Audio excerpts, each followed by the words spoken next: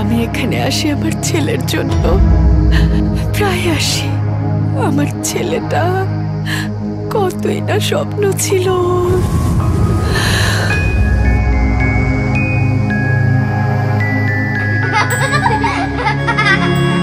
অথচ ছেলেটা মারা গেল,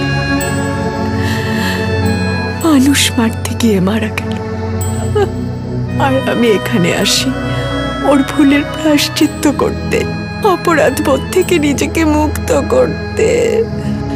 একজন খুনি জঙ্গির মা হয়ে বেঁচে থাকাটা কত কষ্টের, তা যদি জানতি রে বাবা। আমাকে নিয়ে বাবা মা যে স্বপ্ন দেখেন, সেই স্বপ্নকে সত্যি করে তাদের মুখে হাসি ফোটানোর দায়িত্ব আমার।